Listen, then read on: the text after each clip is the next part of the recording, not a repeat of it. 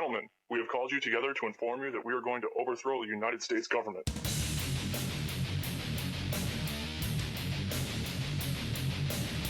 Do you still think that jet fuel brought down the World Trade Center?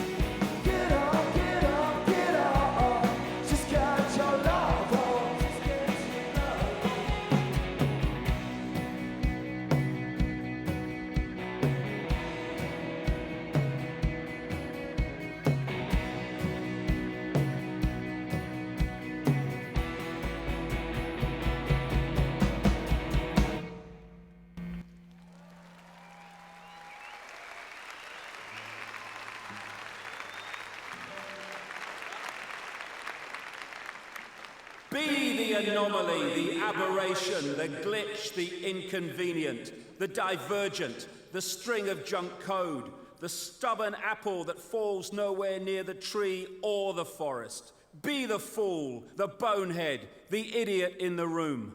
Let them shake their groupthink heads at you. Let them be ashamed of you, embarrassed of you, pissed off at you. They will call you names, and you must let them. Let them jeer, let them point, let them laugh. Be resistant to their mockery. Be the fodder for their jokes. Be a magnificent failure in their eyes. A tiger does not lose sleep over the opinion of sheep.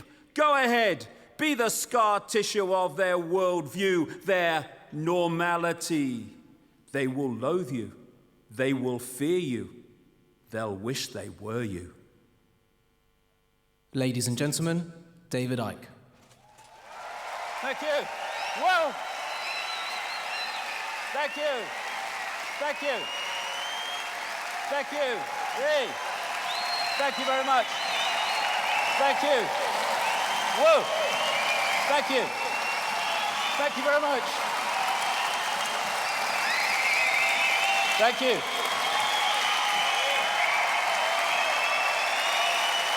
Thank you. Thank you. It's like the comedian Peter Kay said, don't peak too early like your dad, said to me. So I've got to follow that for the next 10 hours. Thank you very much. That's great. Well, it's great to be back at Wembley. Isn't it amazing to say back at Wembley when you were a nutter 25 years ago, 20 years ago, 15 years ago? And there'll be some media people here who come with the impression that I still am. But we're going to talk about that which is beyond the norm, which, of course, will challenge much of the mainstream media, if not all of it. And we're going to talk about awakening. And what is awakening? Awakening is realizing that we've been living a fake self-identity and sussing the nature of the true self-identity.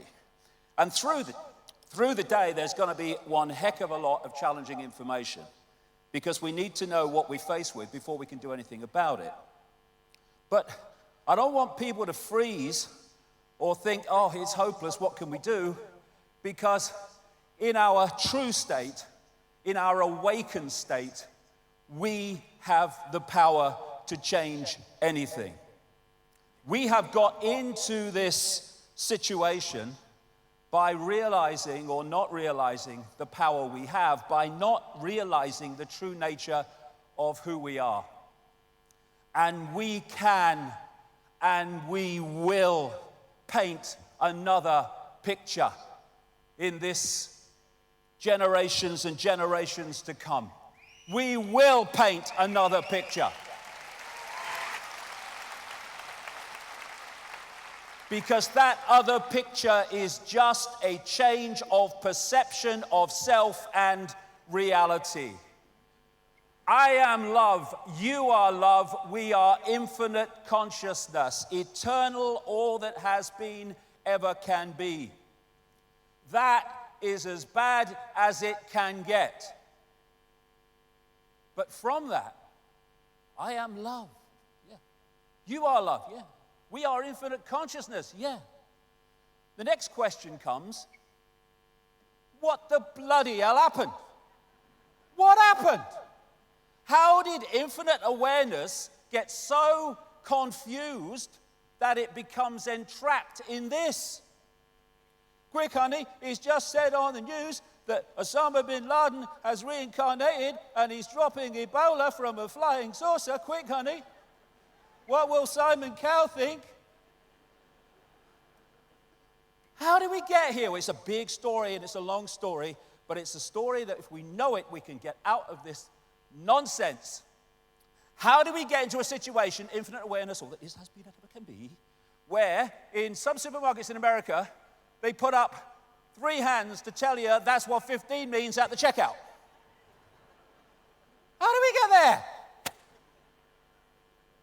And then there's this guy. How do we become ruled by people who say wind is a finite resource and harnessing it would slow down the winds down, which would cause the temperature to go up? Someone voted for him.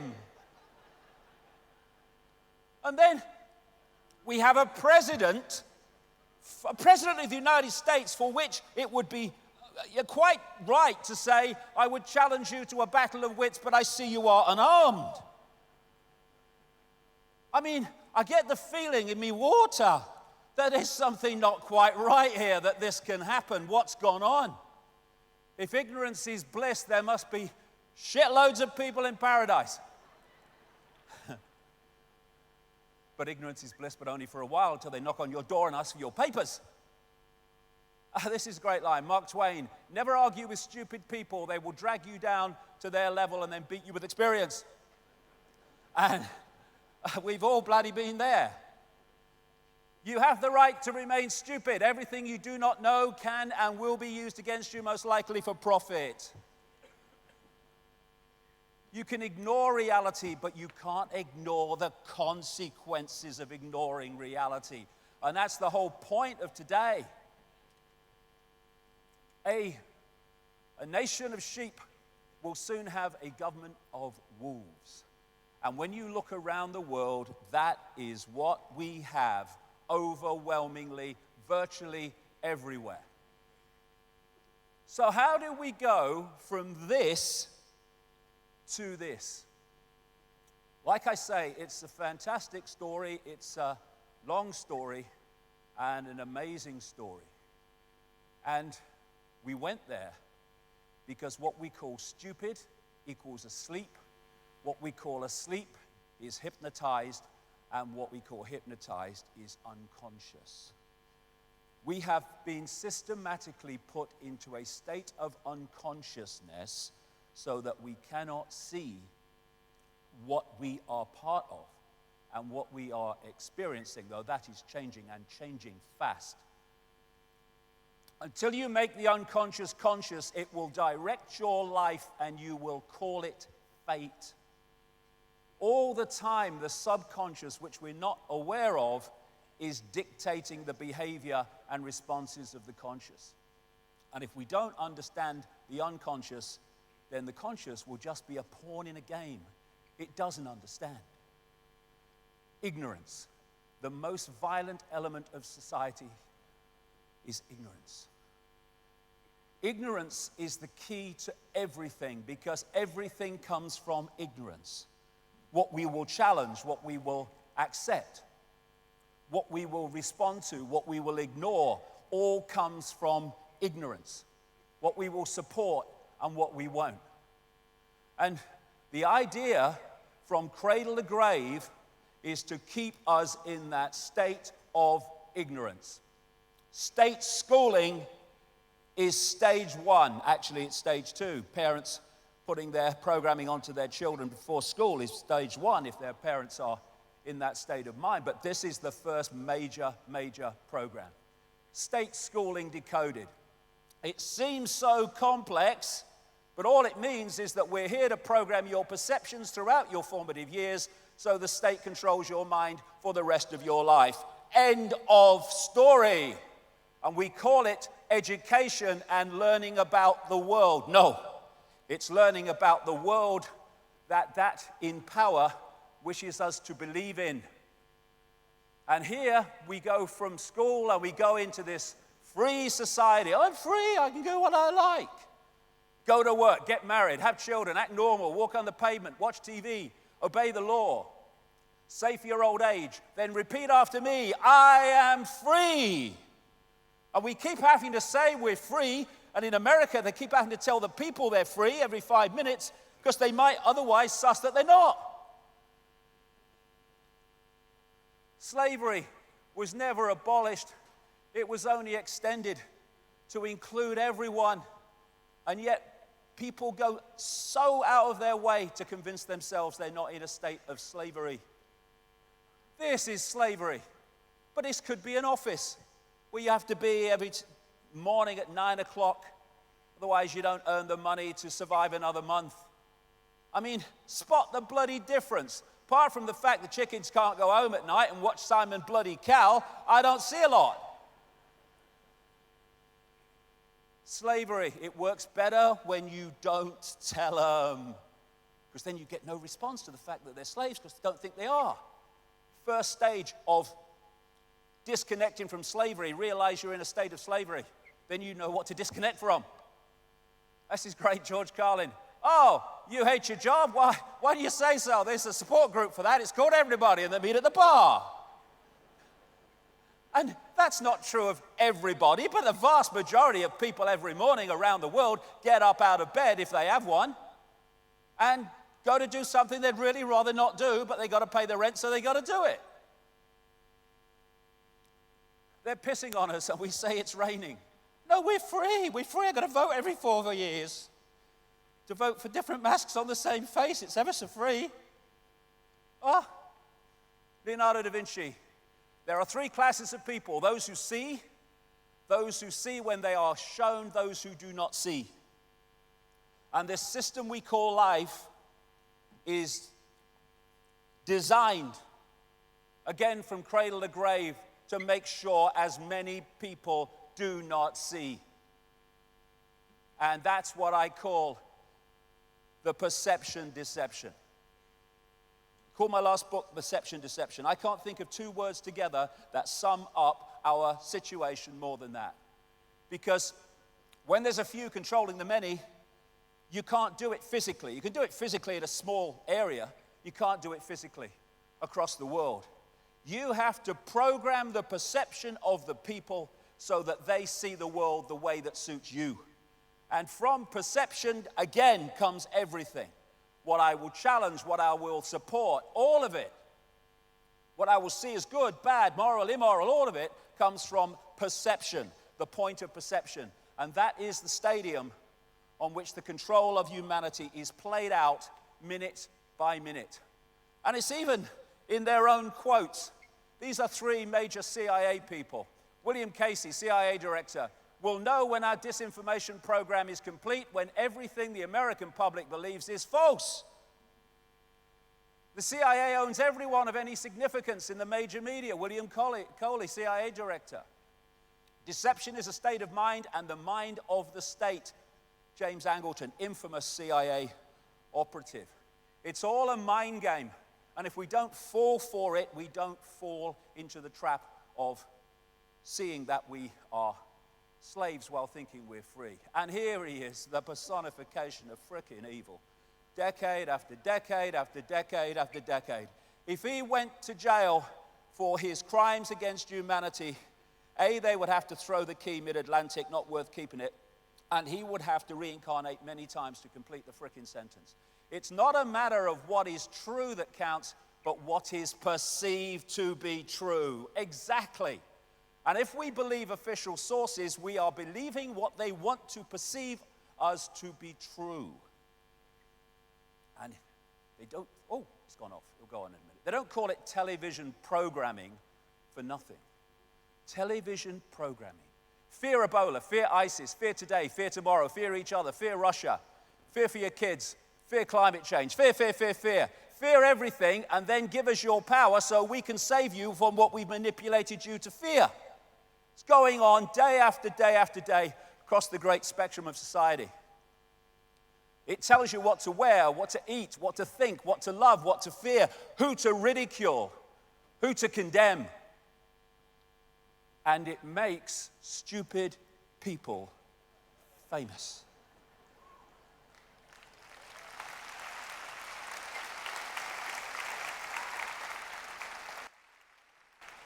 What is that? What is it? I mean, what is it? You know, my mother always used to get words wrong. She talked about defective inspectors and snatcher dispel. Snatcher dispel for anyone younger than me. And she'd look at that, she'd say, "Hey, up, Dave, she's twerping." Yes, mother, because she's a frickin' twerp. George Orwell, 1984. Football, beer, and above all gambling filled up the horizon of their minds. To keep them in control was not difficult. And note that, if you watch sport in this country, he wrote that all that time ago, 1948 that book came out. Above all gambling. The television sport coverage is awash with gambling. Who's that bloke? Ray Winston? Have a bang on that. Nah. I'm a man of the people, me. So lose your money. Nah. God, what bollocks we put up with. Imagine if everyone was this passionate about things that actually matter. What a world we would live in. Ah, jeez. I love football, but Mike, it's a game. They're kicking a bag of wind about. Some very skillfully, some not very skillfully, but it's a bag of frickin' wind. It's a game. They sell us our dreams to keep us asleep. They tell us what success is, so we pursue their version of success, which is more things and more things and more things. You are feeling sleepy. Just watch the watch and live your life as we tell you to live it. And all this together is what the great cosmologist and thinker Carl Sagan called the bamboozle. One of the saddest lessons of history is this. If we've been bamboozled long enough, we tend to reject any evidence of the bamboozle. We're no longer interested in finding out the truth. It's simply too painful to acknowledge, even to ourselves, that we've been taken. Once you give a charlatan power over you, you almost never get it back. Almost never. But we're fricking going to. But that's what it is. It's a bamboozle. It's a mind program. And this state of being, this state of denial, is absolutely crucial to it. This is cognitive dissonance. This is a definition of it. Sometimes people hold a core belief that is very strong. When they're presented with evidence that works against that belief, the new evidence cannot be accepted. It would create a feeling that is extremely uncomfortable called cognitive dissonance. And because it is so important to protect the core belief, they will rationalize, ignore, and even deny anything that doesn't fit in with the core belief. And that's why people that stand out and say things that are different to the norm invariably get attacked, ridiculed, condemned, and all the rest of it, because you're challenging so many. Oh my God, how many core beliefs are going to be challenged today? My goodness me, getting the Guinness Book of Records for the day's out. Mark Twain, it's easier to fool people than to convince them they have been fooled. Why? Because they don't, understandably, want to realize they've been fooled. But it's a wonderful thing to realize you've been fooled. It's a great gift, because from that point you will not be fooled any longer. It's a wonderful gift. People are embarrassed by it. This is another fundamental aspect of the bamboozle. It's called Stockholm Syndrome, a psychological phenomenon in which hostages express empathy and have positive feelings towards their captors, sometimes to the point of defending them. And this scene from the first Matrix movie captured the Stockholm Syndrome so perfectly. You have to understand, most of these people are not ready to be unplugged, and many of them are so inert, so hopelessly dependent on the system, that they will fight to protect it. And so you have people in uniform who are part of what people term the 99%, actually probably 99.9 if you really get to it, and yet they're defending the 1% or the 0.1% from the rest. As Plato said, ancient Greek philosopher, those who are able to see beyond the shadows and lies of their culture will never be understood, let alone believed by the masses, because the program is so strong. But we are starting to break it up. And so throughout history, the lights have been destroyed and dismissed with by the candles all the way through history. And decades, sometimes hundreds of years later, people look back and they go, they killed him, but he were right, wouldn't he? And what do? The same thing in their time frame as they did to them, just in a different way. And they think they're different. Jonathan Swift, when a true genius appears, you can know him by this sign, that all the dunces are in confederacy against him. And that's because anyone who is any way enlightened is seeing through the program, and that which is still controlled by the program will therefore be in confederacy against him or her. And this great man, Giordano Bruno, died at the stake, thanks to the Roman Catholic Church, in 1600, for saying things that all this time later we know to be true. It is proof of a base and low mind for one to wish to think with the masses or the majority, merely because the majority is the majority. Truth does not change because it is or is not believed by a majority of the people. Great, great quote. So true. When you find yourself on the side of the majority, it's time to pause and reflect. Why? Because history shows us that invariably the majority are always following a cul-de-sac or a dead end. Mahatma Gandhi, many people, especially ignorant people, want to punish you for speaking the truth, for being correct, for being you. Never apologize for being correct or being years ahead of your time. If you're right and you know it, speak your mind, speak your mind. Even if you are in a minority of one, the truth is still the truth. And I would suggest that in our reality, this is the truth. We live in a freaking lunatic asylum, all right? Now imagine that you are born into a madhouse, you grow up in the madhouse, your parents are from the madhouse, your teachers are from the madhouse, your scientists and your academics are from the madhouse, your doctors are from the madhouse, all of them, the journalists are from the madhouse. Doesn't necessarily need to scan very, very far for that, does it? But what then happens is someone who's not grown up in that situation comes along and says, this is a freaking madhouse. But to you, the madhouse is normal because it's all you've ever known. And thus, to you, someone saying the madhouse is mad is themselves mad. It's one of the great examples of human inversion, this inverted society. And as this man said, brilliant, birds born in a cage think flying is an illness. What you've been brought up with is your normal, however bloody mad it may be. It is no measure of health to be well adjusted to a profoundly sick society. And that sums up the madhouse.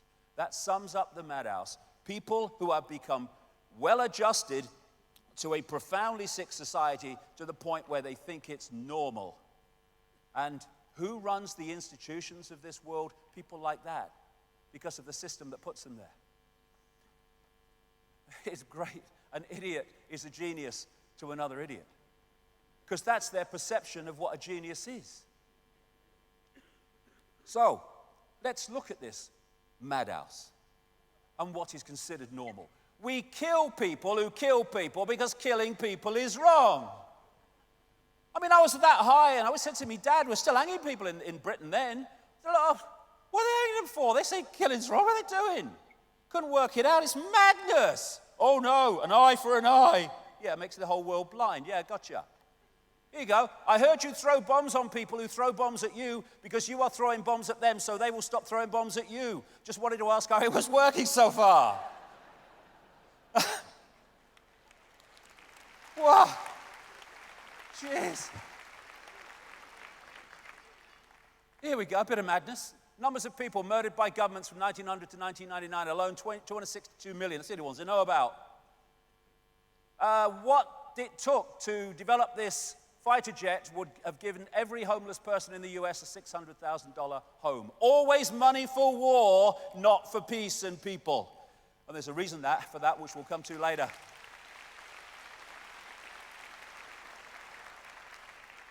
$1,735 billion spent on war in 2012. It would take an estimated $175 billion a year to eradicate poverty. Some say a bit more, but certainly not even close to that.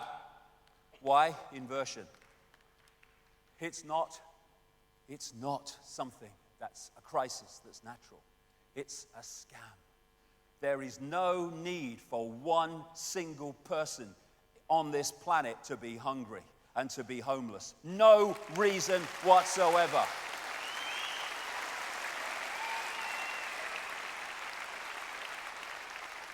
It's there because it's made to be there for all the reasons I'm going to explain today.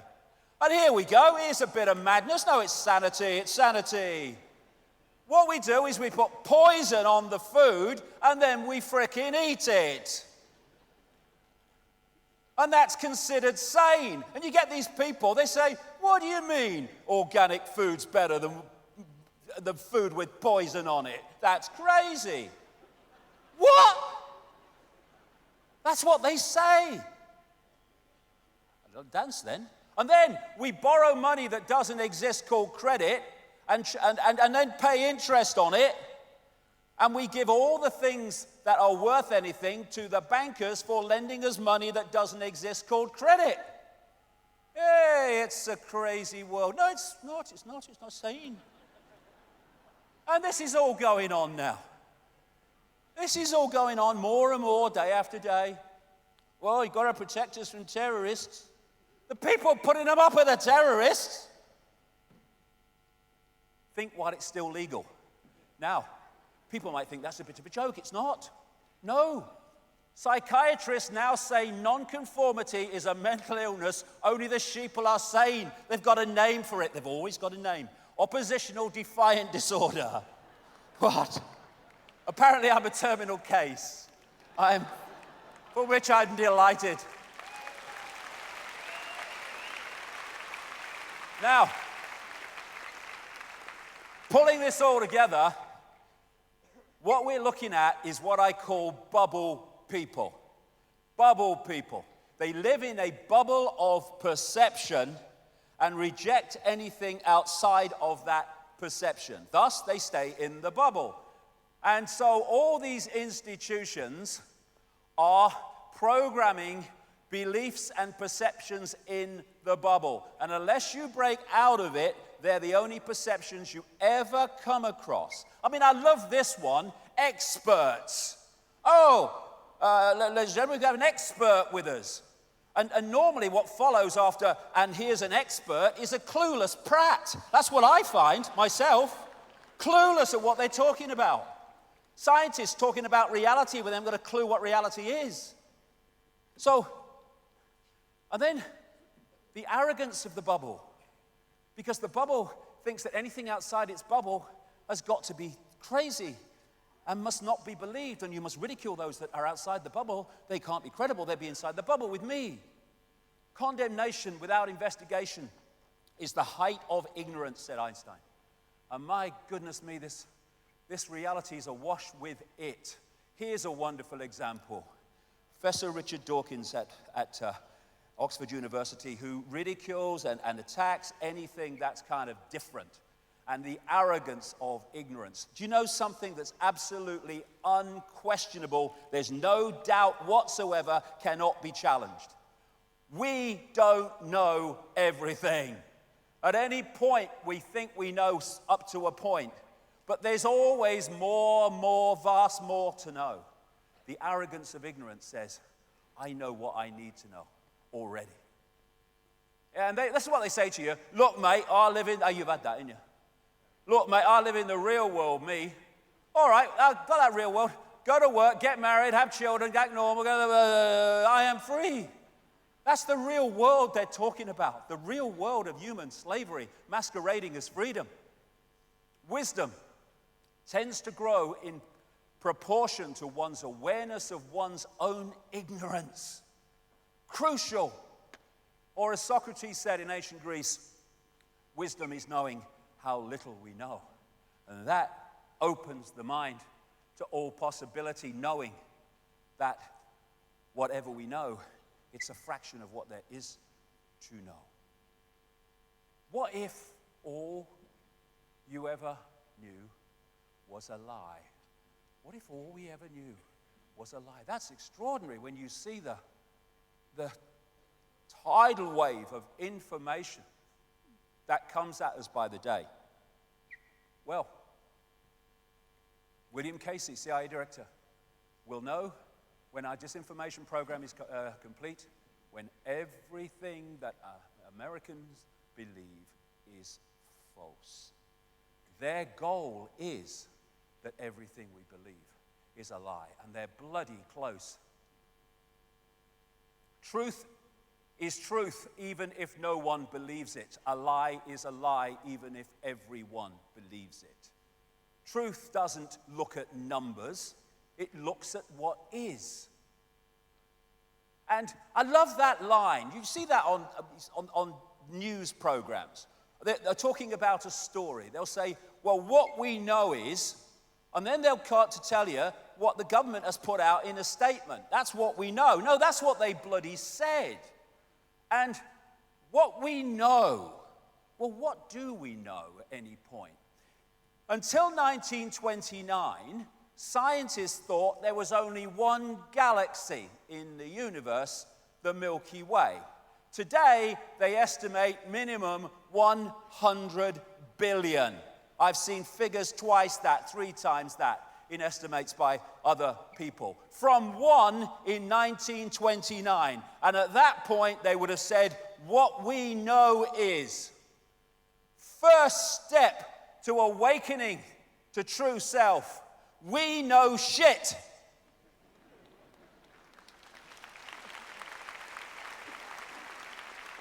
From that starting point, we got a chance of knowing more than shit.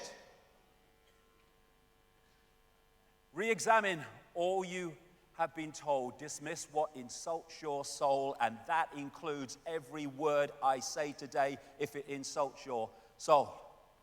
Emancipate yourselves from mental slavery. I love the way he sings that, Bob Marley. None but ourselves can free our minds. So true. It's our mind. Only we can free it. And people think about enlightenment as it's some kind of, trotting down country lanes with violins and little butterflies flying around with beautiful colors. Actually, it is this, brilliantly set out. Make no mistake about it. Enlightenment is a destructive process. Enlightenment is the crumbling away of untruth. It's seeing through the facade of pretense. It's the complete eradication of everything we imagine to be true. Blank sheet of paper, starting again. What goes on that blank sheet of paper has now got to convince me. And I don't care if you got letters after your bloody name or letters before your name. I couldn't give a damn. I'm deciding my sense of reality, not the system. And John Lennon said, the more real you get, the more unreal the world gets. Why? Because the more real, awakened you become, the more you see the madhouse. And it's been going on for centuries. This is Leonardo da Vinci. I awoke only to see that the rest of the world was still asleep. But only when you awaken do you see the world's asleep, because you were asleep with all of them before. This is what we need to transform human reality. We need the end of bloody normal. This is a great line. Normal is getting dressed in clothes that you buy for work and driving through the traffic in a car you're still paying for. In order to get to the job, you need to pay for the clothes and the car and the house you leave vacant all day so you can afford to live in it. Brilliant.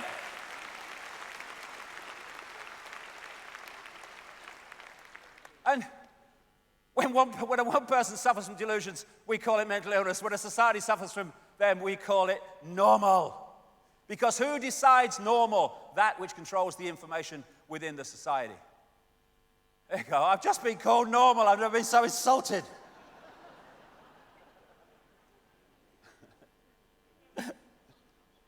Here, do you know they've said I'm not normal?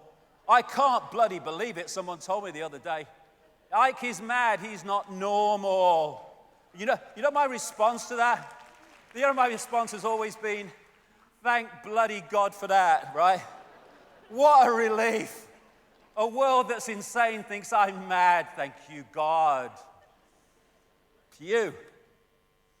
History shows us that the people who end up changing the world are always nuts until they're right, and then they're geniuses. History is alive with it.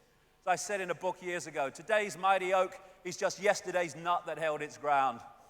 Long enough for perceptions to change. Can you remember who you were before the world told you what you should be? Can any of us remember that? When we're born into a world and from day one we're told who we are, what we should do, what reality is, what we should aspire to, what we should oppose, all of it. Just a program. This is my space. I'll decide what comes into it. And I don't care if you're a parent or a school teacher or a bloody politician, a scientist, an academic. I decide what comes into my space and my reality, not you. And when we do that, we can start to change. If you sense more, there is more. Yes. It's people get stuck in the mode of thinking. And when we feel something, what does it feel? You can say, well, it feels right. It shouldn't, but it does. This is the true self. This is the programmed self. Know the truth by the way it feels. And that's all I can say today. Because there's, my goodness me, there's so much information coming. But know it by how it feels. And let it run. Even if you're incredibly skeptical, which you have every right to be. Let it run and let's see the pieces go and then make a decision at the end. But how does it feel? Not how does it perceive from my belief system. Awaken, awaken, awaken. Awaken from the program. And what's the first stage of that? The very first stage. Leonardo da Vinci had it. All great acts of genius began with the same consideration. Do not be constrained by your present reality. Because if we're constrained by a present reality, we're going, yeah, truth, academic school, work, yes, death, I'm out of here now. I'm going round and round and round and round. That's all you can do unless you cease to be constrained by your reality and break out of that circle and look elsewhere. When you can see through the illusion, you are the solution. Because then the illusion ceases to have power over you and your perception of self and reality. Is this real life or is this fantasy?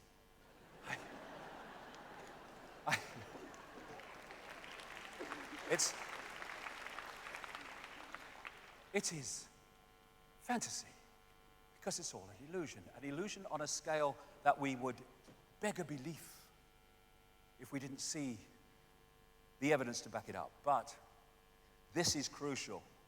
I'm going to be talking as the day goes on about how this world's manipulated and to what end. Deep, deep, deep in the rabbit hole. And when I started on this journey, it was a very lonely place. There were very few people walking on it anywhere in the world. Long time ago, 25 years. And there are now very large numbers of people. Fantastic, great, wonderful. Putting this information out about the manipulation, but on certain levels.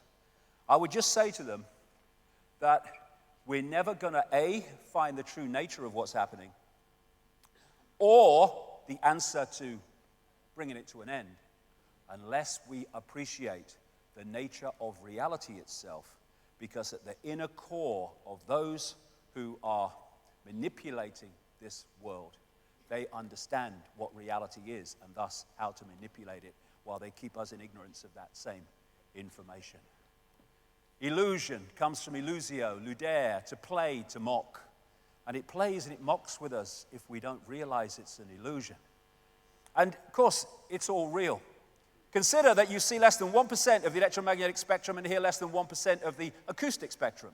As you read this, you are traveling at 220 kilometers a second across the galaxy. 90% of your cells in your body carry their own microbial DNA and are not you. The atoms in your body are 99.9999% empty. I say 100% personally. Space, and none of them are the ones you were born with. Human beings have 46 chromosomes, 2 less than a potato. The existence of the rainbow depends on the conical photoreceptors in your eyes. To animals without cones, the rainbows do not exist. So you don't just look at a rainbow, you create it. This is pretty amazing, especially considering that all the beautiful colors you see represent less than 1% of the electromagnetic spectrum.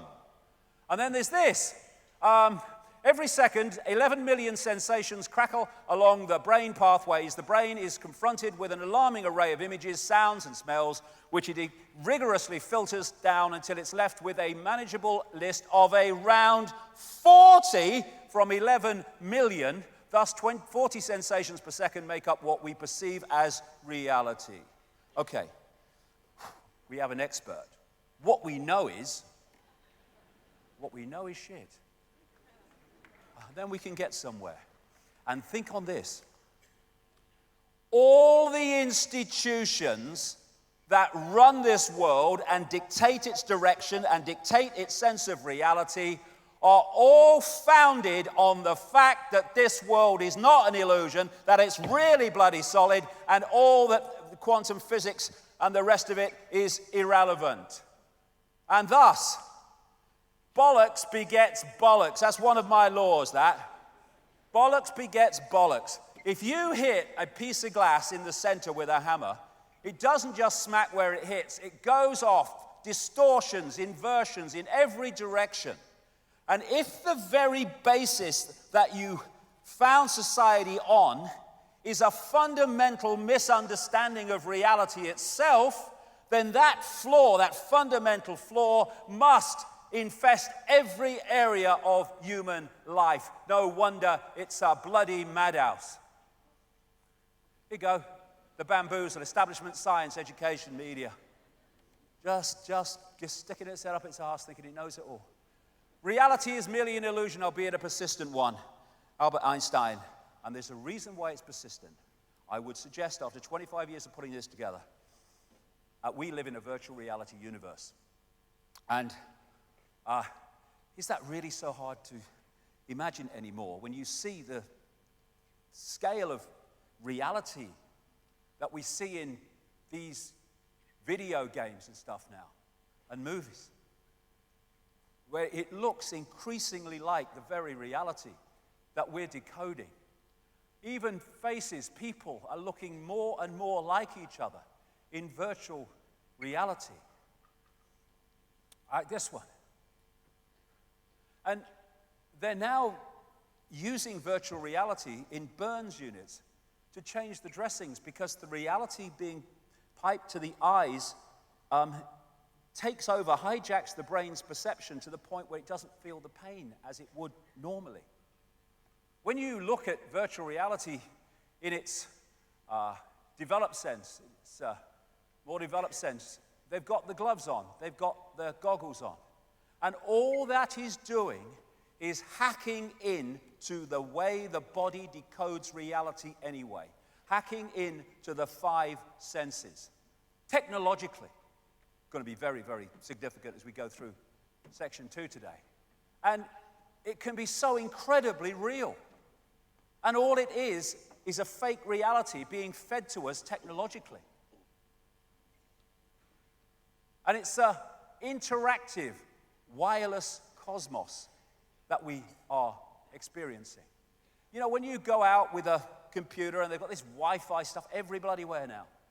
You're sitting in the middle of nowhere, in the middle of a town, wherever, and you sit there, and from the unseen, you are downloading or decoding onto that computer an entire global reality that can be picked up anywhere in the world that it's available. A wireless internet, and I call it the wireless cosmos, and the brain is massively part of the decoding system of this wireless cosmos. This is a projection or a simulation, if you like, of what Wi-Fi looks like in the unseen. And it's just information in an energetic form. And the computer tunes into that, decodes it onto the screen as the internet. We do not have empty space between us. We have energy. We have electromagnetic energy. And we have, in that energy, information. And from that, what I call the biological computer decodes that information into a sense of reality that we think is solid, but simply cannot be. I'll go deeper into this as we go through here. The base form of our reality is waveform, energetic waveform, which can carry extraordinary amounts of information. I call it the metaphysical universe. It's the universe from which this one that we see, or think we do, comes. So, you have the information field, the cosmic internet, if you like, And we decode it through from that, through the digital, I'll get into all this as we go along, through to what is an illusion of physicality called holographic. I'll come to that quite shortly. And now we have mainstream scientists saying this reality could be just a hologram, exactly what it is.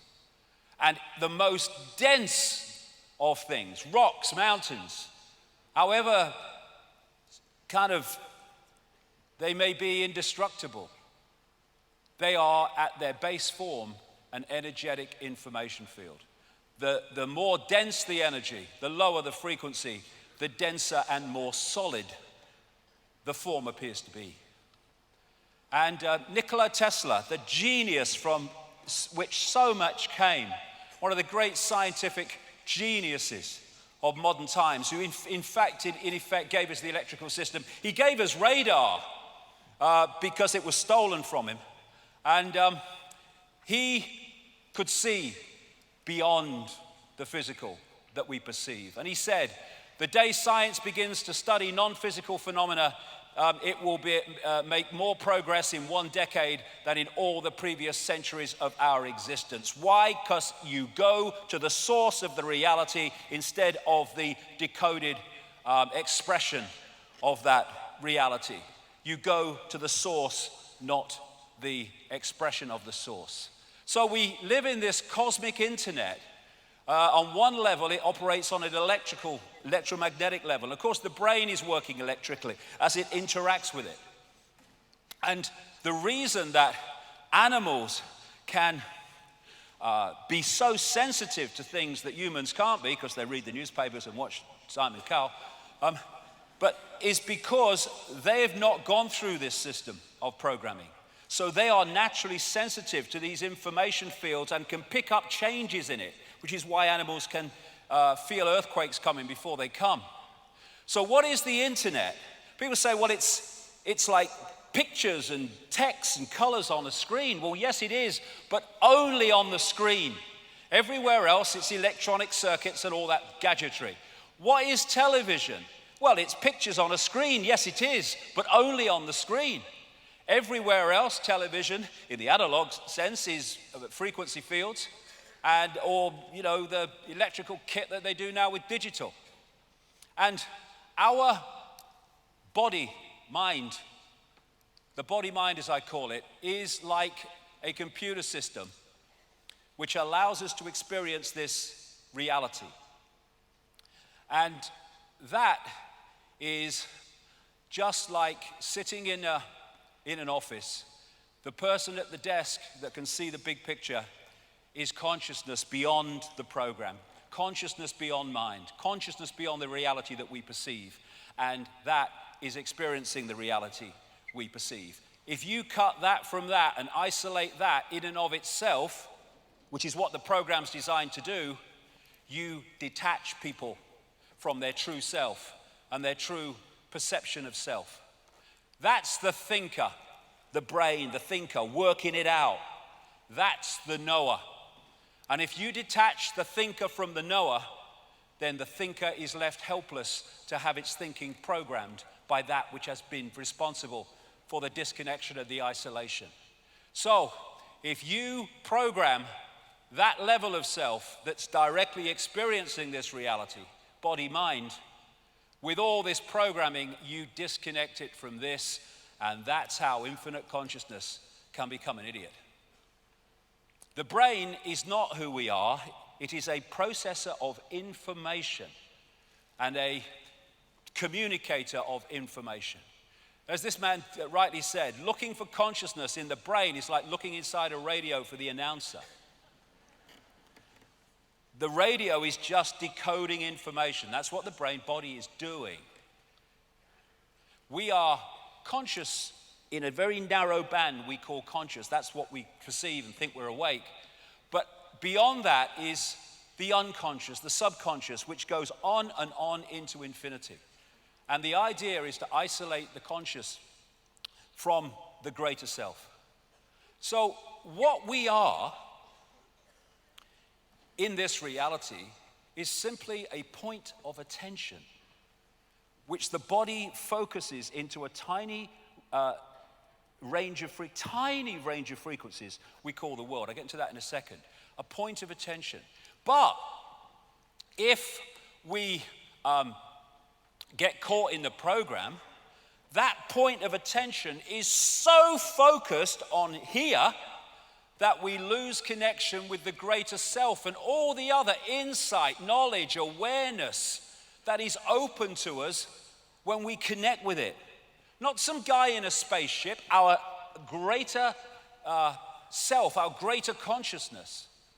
Consciousness is, what I call consciousness, is like the ocean. Whereas mind is the same substance, but it is far more limited.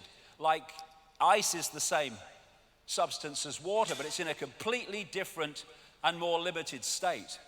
And if we get caught in that and disconnected from that, big trouble. And you know, when you look at the oceans, they say it's the South China Sea, they say it's the South Atlantic, the Indian Ocean, the North Atlantic, same bloody water. Same water. But what we do is we give our water, our infinite self, names, like Ethel Jones and Arthur Smith. And we give them identities without realizing that we are just points of attention within one infinite, eternal consciousness. We are like the white waves in an ocean. They look different to the rest of the ocean, but they're just a different expression of the ocean. This is a fantastic picture. This sums up humanity. We are expressing our point of attention as a uniqueness, which is wonderful. A unique personality, a unique person, a unique perspective, a unique point of attention. But at that time, we are connected to all the other points of attention in infinite awareness, which in the end are all us and we are all them. And so, when we go to war, we go to conflict, we are fighting ourselves. You hit yourself around the head with a baseball bat, they put you away. But we're doing that all the time because we've got caught in the illusion of the fact that we have space, empty space between us, and we're all individual to the point where we're not connected. The ocean is the droplet is the ocean. Drop the droplet in the ocean. Where does the droplet end and the ocean start? The idea of the conspiracy is to keep that droplet disconnected from the ocean. And when they do that, we have the world that we live in. Great line, Leonard Cohen. If you don't become the ocean, you'll be seasick all your life. And so many people feel this ache, this sense of disconnection, this sense of longing that they can't put words to, because one part of them, one level of them knows that we're all one. Everything is all one. Leonardo da Vinci learned how to see, realize that everything connects to everything else. It's an ocean. We are a point of attention, but we are the ocean. My God, that's what we are. We're the freaking ocean of infinite consciousness. What a job they've done to persuade us we're Ethel from the store. Near-death experiences have experienced this. So often, the common themes of what they say is incredible. How they leave the body and suddenly past, present, and future are all happening at the same time, in the same moment. How they have multiple levels of awareness at the same time. In the body, they had one level of awareness, because the body focuses us in these frequencies, locks us in like a computer. From one of my books, the fear of death comes from the ignorance of life. There is no death. There's just a removal from the vehicle into consciousness, in awareness of itself again. But you get people frightened of death, and they'll give their power away to doctors and chemo freaking therapy and all of it, because they want to stay alive because they fear death. There is no death. There's just a change of point of attention. That's all it is. Point of attention, point of attention. I'm terrified. If people say to me, don't you frighten, they'll kill you. Well, so they kill me, all right? I'll leave the body, and I go, oh, God, I'm terrified. Oh, my goodness, it's such a nightmare, becoming all that is, has been, and never can be, in full awareness of itself.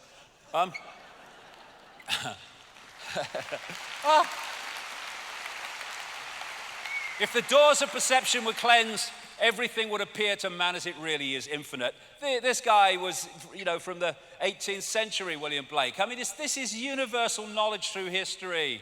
So we have a visible universe, that which we can see and bring into some kind of form, and we have an invisible universe, which is everything else. And the visible universe is so tiny, it is funny. This is mainstream science. They talk about dark energy, dark matter. I see that slightly differently, but the principle's the same, what you can see and what you can't see. So you have this massive area of stuff they say exists in this universe, which we can't see.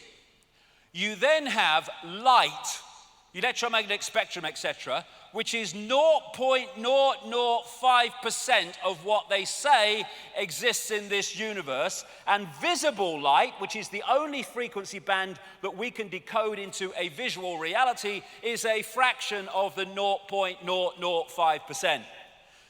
We have an expert. What we know is, what? Madness. So this is the visible spectrum within the electromagnetic spectrum. Look at it, it's tiny. And that's all that we can see in what we call the world. You say to most people, can you see everything in the space you're looking at? Oh yeah, mate. You can't see that much of it.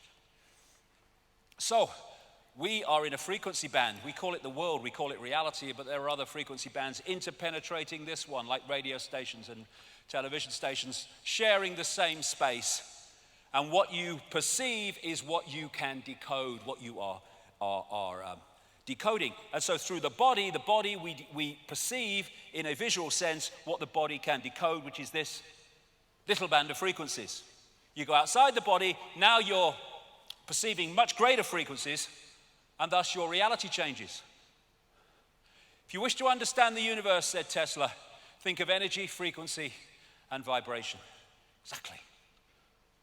So, our point of attention holds us in this reality unless we're open to consciousness.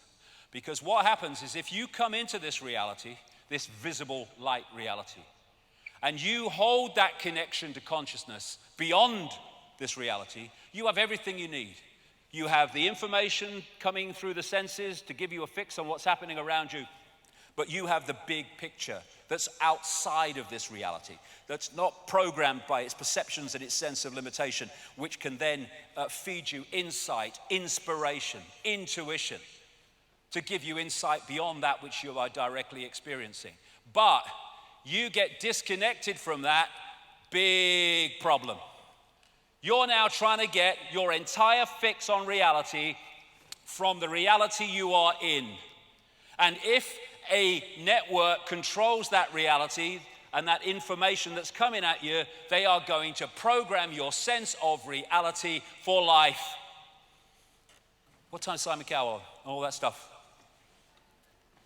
So, most people, and it is changing, hallelujah, brother and sister, but it's still the vast majority are caught in the program, which they think is real and they think is all there is to see. And so in this world, there are people in the program who are only getting that sense of reality, and then there are people who've opened their minds and opened their hearts, come to that big time, who are accessing another sense of reality, and these people call these people mad and crazy and dangerous. Yes, they are. They're dangerous to the prevailing program. So what is the universe? It is information. And what is the universe? It is information decoding information. When you put a disk in a computer, it's information. The computer is information. It decodes the information. One part of information is encoded to be decoded. One information source is encoded to decode. And that's exactly how our reality works, except the body is decoding and also encoding. So we have what I call the body computer, a biological computer. Biological in the sense that instead of like a desktop computer, you put information in and you press enter, and as programmed it responds. A biological computer has the ability to assess information and make decisions about it, which is what the immune system is doing all the time, 24/7, without any input from us. So the reason that they're able now to connect the brain directly to computers is because they're connecting two computers. One fantastically more advanced than the other, but still basically two computers. And form is information. Our base state is awareness. It doesn't have form, it's just awareness. But we come into the realms of form, and form is created from information.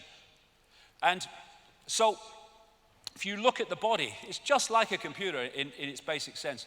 You know, when a computer don't work anymore, won't switch on, what do you say? My computer's dead. It goes into sleep mode to save energy. It has an antivirus system. That's our immune system. Best antivirus system ever. The brain is the central processing unit.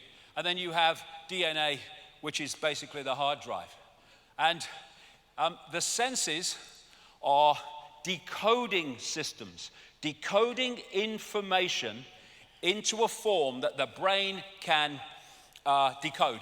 So the senses are taking waveform information, vibrational information, they're turning into electrical information, they are communicating it to the brain, which then decodes that into a sense of reality we call the world we live in.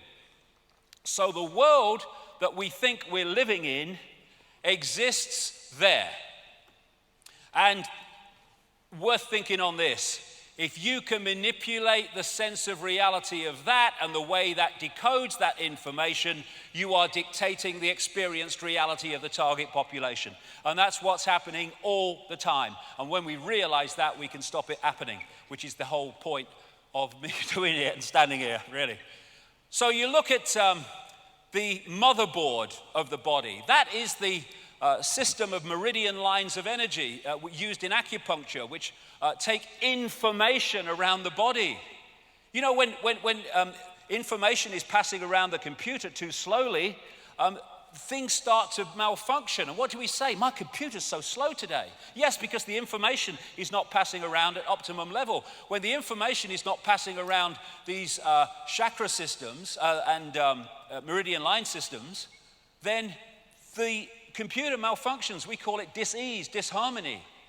And so what acupuncture is doing, okay, you know, dogma bloody Dawkins, acupuncture load of rubbish. No, mate, you just don't understand what reality is.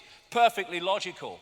What the acupuncturist is doing is using these needles and other techniques to make sure the flow of energy, information around the meridian system is optimum. This is why in ancient China they used to pay the acupuncturist when they were well, but not when they were ill, because his job was to make sure they never got ill. Another thing, for people who are skeptical of this stuff, people say, you know, you see this in the media, he's saying you put a needle in your toe and you cure a headache. That's crazy.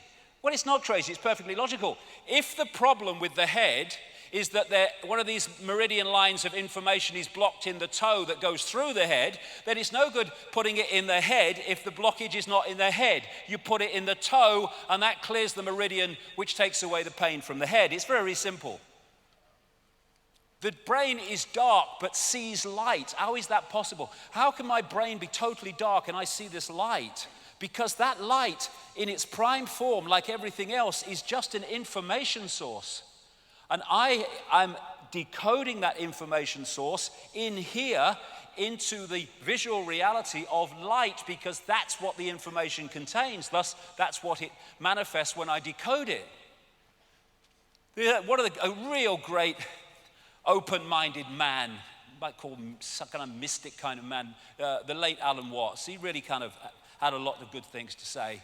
And he said this: without the brain, the world is devoid of light, heat, weight, solidity, motion, space, time, or any other imaginable feature. All these phenomena are interactions of transactions of vibrations with a certain arrangement of neurons. We have an expert. What we know is. So, this is right. There is no spoon. It's not the spoon that bends, it is only yourself. Because that spoon only exists in that form when you decode it from energetic information. People say it can't be done. I've seen it done. People walking across fantastically hot coals that should burn their feet off, but it doesn't. Why? Because if they go through the coals with the perception, here we go again, that they'll get burned because that perception will lead to the decoding of the perception. Call an ambulance. But when you go into another level of consciousness that is not decoding reality like that, you walk through coals and not get burnt, because an illusion can only burn an illusion if you think it's real. God, this world is so fantastic, and we live such a fraction of it. Information is encoded in what we call light. White light contains all the colors of the spectrum. Isaac Newton called the rainbow a spectrum because out of the Latin word for apparition or phantom, that's where we get the word spectre from. And colors are frequencies. Illusion, colors are frequencies. They're just different frequencies, and when we decode them, we see that color. And we think those flowers are red and yellow. They're not. Nothing has any color. The color is decided in our perception of it by whether it reflects certain frequencies or whether it absorbs certain frequencies. We're only seeing light that reflects. Thus, we're only seeing that color which is reflected by the object. Therefore, it seems to be that color. This is the scale of the illusion that we think is real. And even, some of these various things that you come across in science, hydrogen and carbon and nitrogen, you break them down on one level and they look like barcodes, because this is a virtual reality universe. And light radiation is information, and the frequency or wavelength vibration is its delivery system. The information dictates the frequency. So, I'm delivering information. I love you, and I mean it. That's the frequency. I hate you, and I mean it. That's the frequency. And thus, the information is being delivered, and as it's being delivered, it travels through light on a particular frequency relating to its nature. And so, the more hate we put out into the world, the more hateful world we have as we interact with the virtual reality universe, because we post information and we receive information. And this is why music, vibration, has such an impact upon us. Oh, God, I'm hoping in my heart sings to that music. Oh, shut that bloody stuff off, it's horrible. It depends whether we're syncing with the frequency or whether we're not. This is why chants are so used and dance, which creates vibration, by Native Americans and people of the East and others, because they understand that you can impact upon reality by impacting upon the frequency of the space that you're dealing with. And this is really, I think, one of those whoa moments. As the frequency increases, the amount of energy carried by the wave also increases in proportion to the frequency. So, when you open your mind and open your heart, your frequency goes up. Provable fact, measurable. As your frequency goes up, you're now being able to hold and access more and more and more information. And thus you become more aware, more knowledgeable, more insightful, more intuitive. And what the system wants is to push us down the other way, so we watch Simon Cowell. So what we're doing is decoding information into this reality.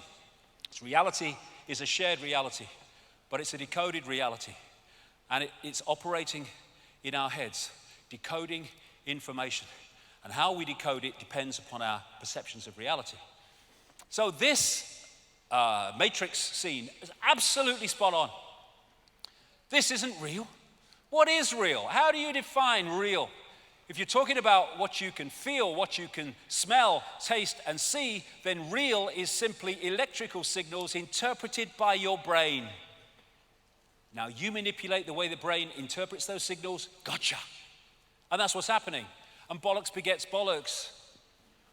Because once you are operating in a society that doesn't take in the very nature of reality, you're in a flawed society all the way through. Now, this is an example of how information is carried by everything. and how we impact upon information as we interact with this virtual reality universe. Sad to say, I'm sure he's not sad where he is now, but I'm sad that he's gone. Dr. Emoto, the great man from Japan, who I co-wrote a book with in Japanese some years ago. I didn't write Japanese, he did. But he unfortunately left us a few days ago. And I'd just like to mark that point by saying what a fantastic contribution he made in his work to the understanding of the nature of reality. Because what he did was he took water, put it into little containers, and he would apply to that water sounds or words, and then he would freeze it very quickly. I've been to his place in Tokyo where he did it, and then he would photograph the water crystals in that water. And the difference in the crystals corresponding with what the water came into contact with is absolutely fantastic. This water had love and thanks written on the side of it. Beautiful. Geometrically beautiful. Harmony, natural order. This had hate, I want to kill you, on it. Look at it. And people say, well, how does that work when you put words on water and that happens? Simple.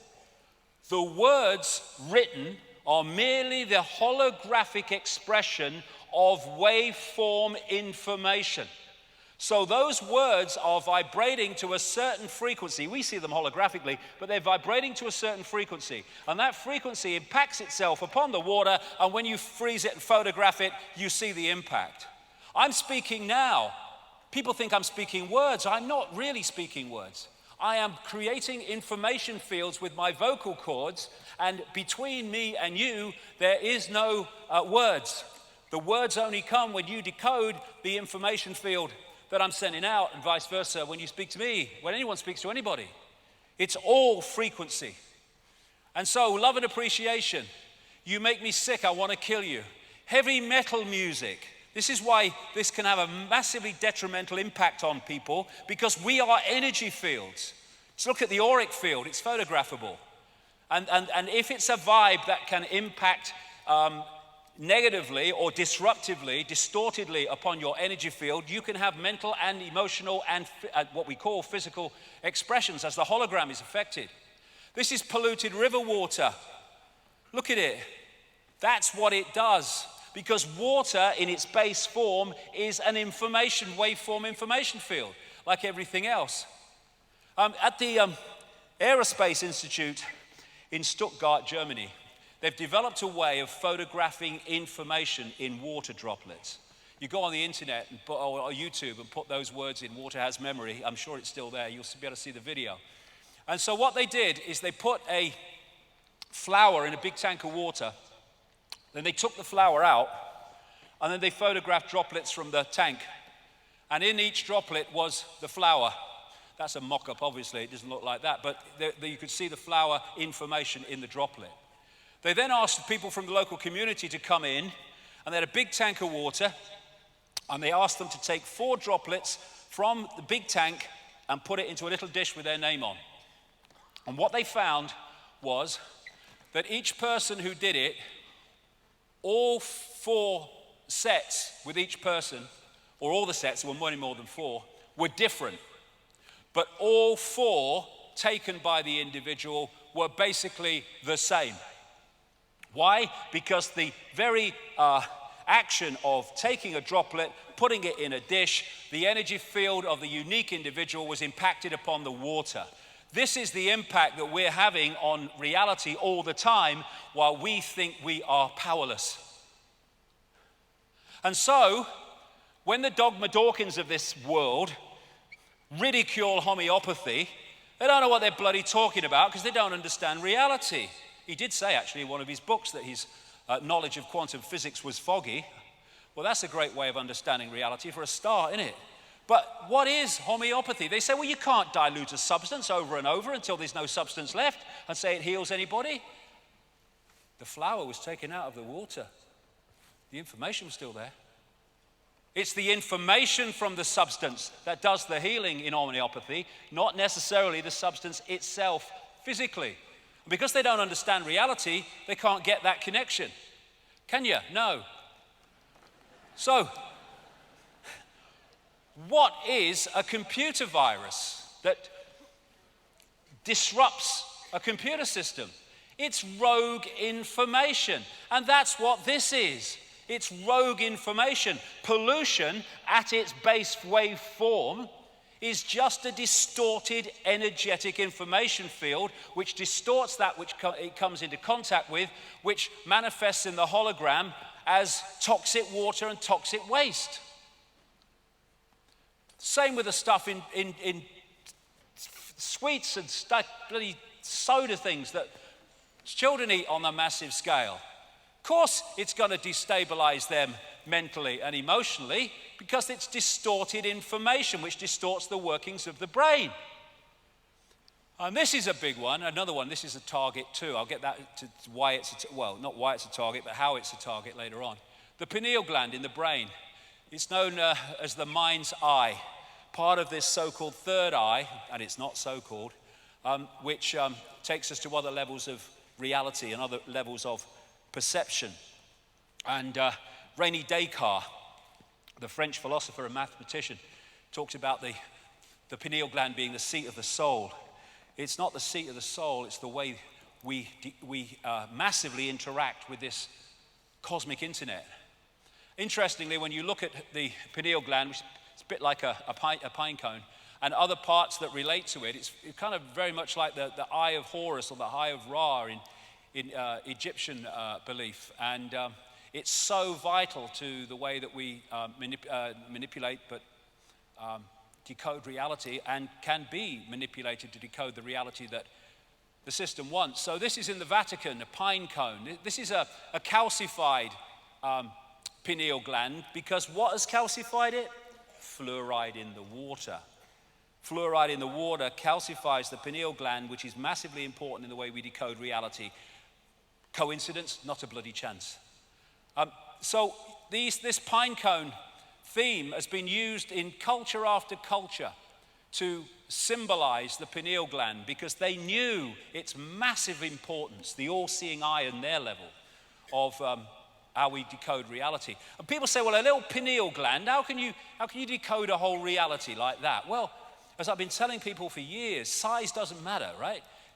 Look at it.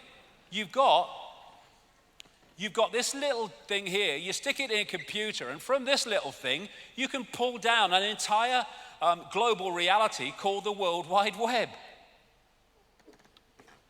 And the pineal gland has the same rods and cones found in the eyes are found in the pineal gland, because it is part of this other level of sight. And we think that what's happening is the world is coming this way. It's not. It's not. The world is going that way. We are decoding information, and the projection of what we perceive to be our reality is coming from within us, the other way around. So when we have this universal kind of belief through the ages, where people say, everything is within you, the world is within you. Yes, it is. And the world that we experience is dictated by the world that's within us, our perceptions, our attitudes, our belief systems. This is Anita Mojani, wrote a book called Dying to Be Me, all about near-death experiences. And she said, I believe that the greatest truths of the universe, she had a near-death experience, don't lie outside in the study of the stars and the planets. They lie deep within us, in the magnificence of our heart, mind, and soul. Until we understand what is within, we can't understand what is without. Because what is without is a projection of what is within. And manipulating what is within to manipulate what we experience apparently without is the whole basis of the conspiracy. So we can decode reality and it can be beautiful. Or we can decode reality and it can be war and conflict. It's our choice based on our perception. And the pineal gland is crystalline. Everything that is involved in this decoding system seems to be crystalline because, of course, crystals are involved in the decoding transmission systems. The membrane of every cell, and we have trillions and trillions of them, tens of trillions of them, is a liquid crystal. And so we are taking reality out of the cosmic internet, which is all around us all the time, just like the wireless internet. DNA is crystalline, and it is a receiver, transmitter of information. Here we go. It's not just the pineal gland. It's not just the brain. This is from an article about DNA. From the characteristic form of this giant molecule, a wound double helix, the DNA represents an ideal electromagnetic antenna. Electromagnetic antenna, exactly what it's decoding. On one hand, it is elongated and thus a blade which can take up very well electrical pulses. On the other hand, seen from above, it has the form of a ring and thus is a very magnetical antenna. And from an article in the San Francisco Chronicle, DNA is a universal software code. From bacteria to humans, the basic instructions for life are written with the same language. It's a software code because we are interacting with a virtual reality universe. And this is DNA, A, G, C, and T. How these substances, these codes, shall we call them, are in relation to each other decides if you're a human or a virus.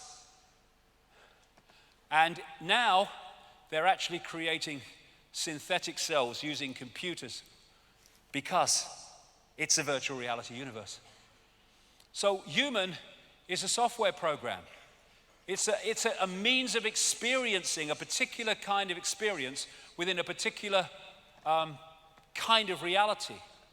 Men and women, it's a software program. What we are is infinite awareness. All that is, has been, and ever can be. We are men, we are women, we are everything in between. We are everything that exists. It's just a point of attention.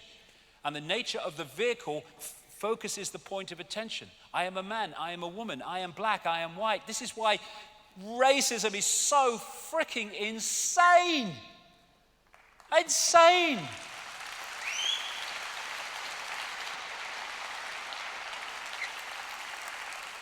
My spacesuit's a different color to yours. Oh, so what?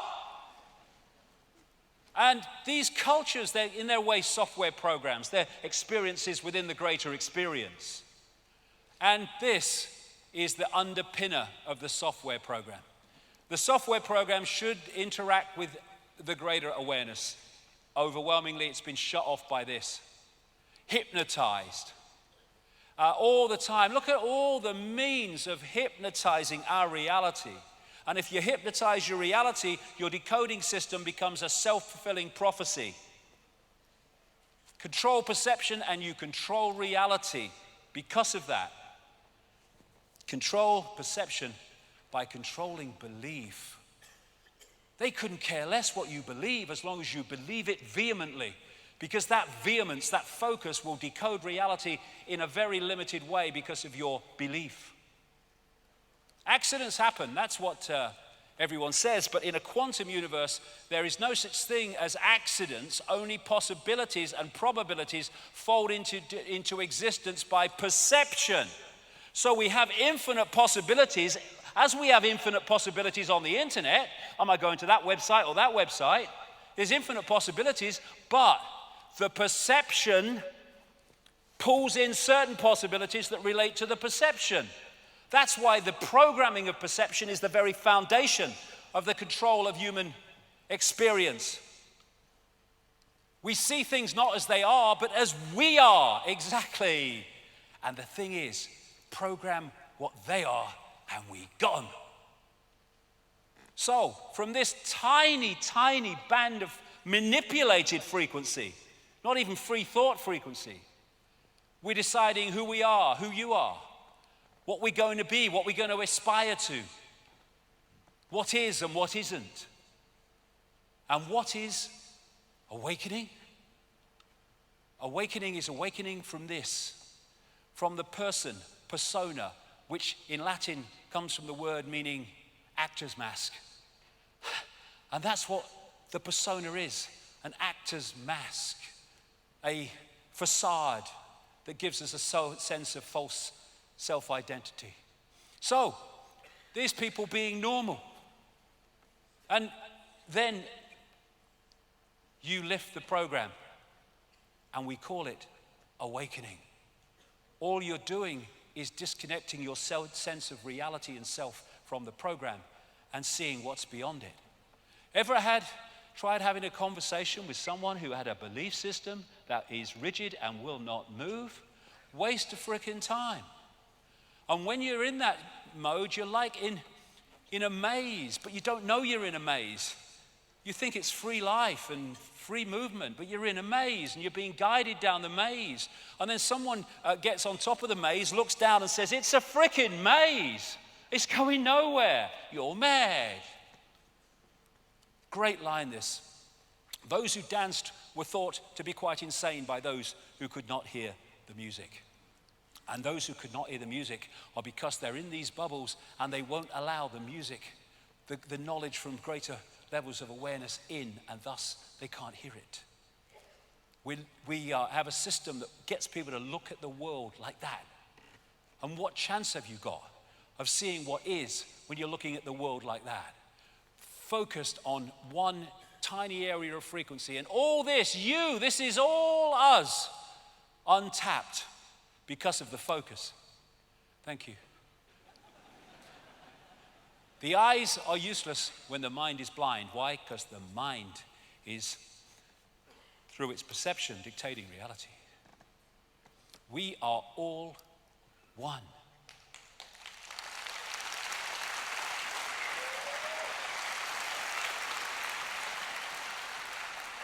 That is what they don't want us to suss.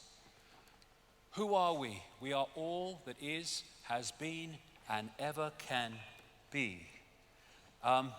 When people hear that, they say, "How is that possible?" I will explain in a second. But I had an experience once which took me into other levels of reality. And I experienced this place, point of attention, which was dark but brilliant. Very difficult to describe. Had no sound, had no movement, but it knew all. It was all that is, has been, and ever can be in that stillness and silence. And I read this book about a year or so ago, and I was reading what he said, and I thought, whoa, there you go, I've been there, darling. Ibn Alexander, a neuroscientist who had a massive near-death experience. Before the near-death experience, this was Dogma Dawkins in America, in effect, absolutely the same belief system. Then he had this massive near-death experience, and of course, everything changed. And one of the things he said he experienced was the core, or what he called the dazzling darkness. That is exactly what I experienced years ago. The dazzling darkness from where the purest love emanated and where all was known. Yes, this is the place where all is known, and all comes out of that we call worlds and forms and experience. It's all that is and ever can be. Impossible. You can't be all that is and ever can be. Yes, you can, because that is all possibility waiting to manifest. And in all possibility, it is all possibility. All that is, has been, and ever can be. It's all potential waiting to be made manifest. It is everywhere and nowhere. Can't be everywhere and nowhere. Within all potential and all possibility, you have to be able to be everywhere and nowhere.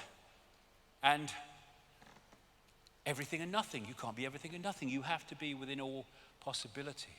And then we get the nothing, the no thing. People are so caught in the five senses that they believe that if you can't see it, touch it, hear it, and taste it, then it can't exist. If there's no movement, it can't exist. When they're just one or two possibilities pulled out of all possibility. All possibility is stillness and it is silence. This is why you can read all the books you like and all whatever you want to do with your voice and whatever. But you go into a state of meditative silence and you get inspiration that you'll get in no way from words, because you're going into that all that is state. And this is Nikola Tesla, a mainstream scientist, yes, in the strict sense, but way beyond that, because he was aware of that which is beyond the so-called physical. My brain is only a receiver. In the universe, there is a core from which we obtain knowledge, strength, and inspiration. I have not penetrated the secrets of this core, but I know it exists. He's talking about the same thing. So from this all possibility, these worlds are created by thought, by imagination, and they're all illusions in terms of physicality. So, what do you mean the world isn't solid? It certainly bloody looks solid, and we experience it as solid. But it can't be, for a start, because they tell us that this reality is made of atoms. Atoms have no solidity, and thus they cannot a physical solid world make. And as someone said, if you take the nucleus of the atom, it is, in relation to the size of the atom, about the size of a 10-cent piece. All the rest is empty space. And if you go into that deep enough, you'll find that is too. How can that make a solid world? What we call atoms and all these other things they talk about in science is the decoding system. When you put information in a waveform sense into a computer and the computer decodes it, there are certain stages of that decoding before it becomes that on the screen, this world. And science is so focused on the twigs and can't see the forest that it takes every twig in isolation. It doesn't realize it's part of one seamless decoding system. And so we are decoding from the waveform through the digital, I'll get to the digital in a minute, through to the holographic, illusory, physical. All these different levels, molecular and atomic and holographic as it is, and they're all different expressions of the decoding of this world. The world is a hologram. Everything that we see is form, it's a hologram. There's more to know even about that, but let's keep it at that level for now. And holograms are like, of the ones you buy in the shops, what they do is they get a laser, and the part of the laser goes off. It's a photographic print. Another part of the laser, in waveform, photographs the object and then hits the part of the laser that came straight onto the film. And that collision creates what they call an interference pattern. What is an interference pattern in a hologram? It's waveform information. Looks like a fingerprint. I don't think it's an accident either. And then, well, what is it? It's just waveform. But then you fire a laser at it, and amazing things happen. And what you are looking at is basically the same principle as dropping two stones in a pond, and they start a wave reaction. And as those waves collide, what you're looking at is a waveform portrayal, expression, of where the stones fell, how fast they fell, how heavy they were. It's an information field if you know how to read it. And so what happens with the holographic waveform information is when it's read, it becomes an apparently three-dimensional object. These are all holograms that we're seeing here from these waveform information patterns. And some of them, the best of them, can look as solid as you and me. This lady is a hologram projected from somewhere else. These are all holograms. He's been projected from somewhere else. Les Dawson did a whole bloody program, you might have seen it, the British comedian. Even though he's no longer with us, great man as he was, he did a whole program as a hologram. This lady isn't standing there, but appears to be. And so what we're doing is taking this waveform information, that the cosmic internet, and turning it into a holographic reality. And now, mainstream science is starting to see that this is something they need to explore. You are a hologram projected from the edge of the universe. New Scientist, one of the main scientist magazines in Britain. Scientific American, are you a hologram? Quantum physics says the entire universe might be. And here is a mainstream newspaper report. Russian researchers want to replace your physical body with a holographic avatar. Why and how? Because they're replacing a hologram technologically generated with a hologram biologically generated, but even now they're starting to biologically generate as well. And the wonderful, amazing characteristics of a hologram, which explains so many mysteries, is that every part of a hologram is a smaller version of the whole. So when you get one of those holographic prints of a picture in waveform, and you cut it into 4, and you fire the laser at each one, you don't get a quarter of the picture, you get a quarter-size version of the whole picture. Every part of the hologram is a smaller version of the whole. And that's why you see the human energy field is a smaller version of the planetary energy field. This is where as above, so below comes from. And then you have reflexology and acupuncture and all these things that can find points on the ear and the body and the foot, all over the body, that correspond with other parts of the body. It's because they are holographic and therefore smaller versions of the whole. You might have seen people who've photographed things with their hands, where they've in various experiments that have been done. When I say photograph things, they've seen things with their hand. They've not seen them as clearly as with their eyes, but they've seen them. Now that is possible, although science says it's impossible. It's possible because there are sight senses in the hand, because it's a hologram, therefore all the senses are in the hand, just not as sharp as the main sense, in this case eyes. The palm reading is all part of the hologram because the whole body is in the hand. And this is why the brain cells and the universe mirror each other. So there are scientists over the years who have said that this reality as we experience it only exists when we observe it. I would take that a stage further and say we only see it in this form when we decode it. And the act of observation is the act of decoding. So when they say that waveform suddenly takes a particle form, or they can take the same form at the same time, it's because it's the same information in different forms. And so when you look at this newspaper article, Your Mind Can Control Matter, physicist, atomic particles were shown also to be waves. Whether they manifested as waves or as particles depended on whether someone was looking. Observation influenced the physical reality of particles. In more technical language, observation collapsed the wave function. It decoded the wave function into holographic reality. So when we are not looking at this reality, we're not decoding it, it's just a waveform information field. Same with us. So that's the base form of the body. It is an information field. We decode the body through into this as well. And if you can manipulate the way we decode reality, you can manipulate what we perceive. This is an example I've given many times, but I use it every time because it is so brilliant to explain what I'm trying to say here. There was a guy called Michael Talbot. He wrote a brilliant book called The Holographic Universe about the scientific evidence for the holographic nature of what we call physical reality.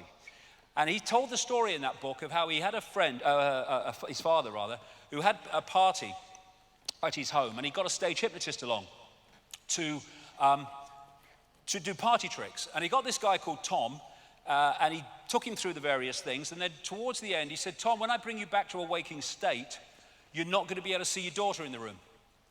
So at that point, he brings the daughter and stands her right in front of Tom.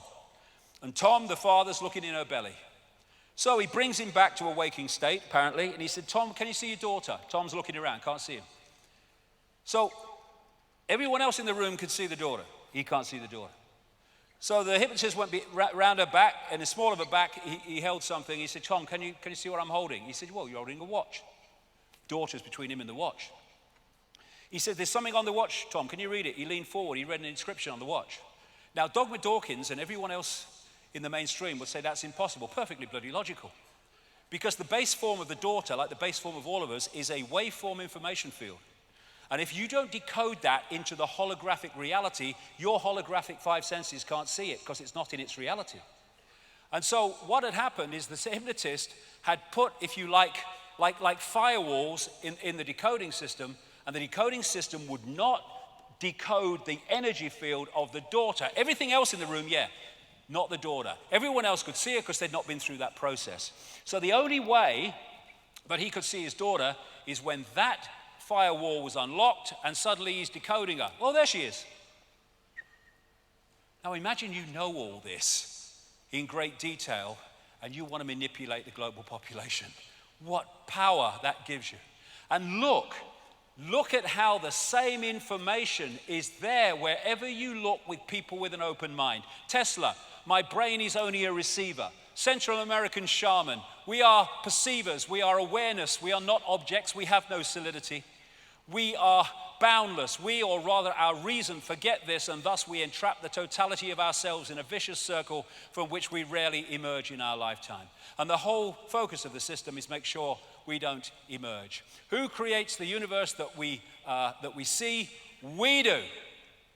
And thus, if we change our perceptions, we can change what we decode into a reality, and we can change society.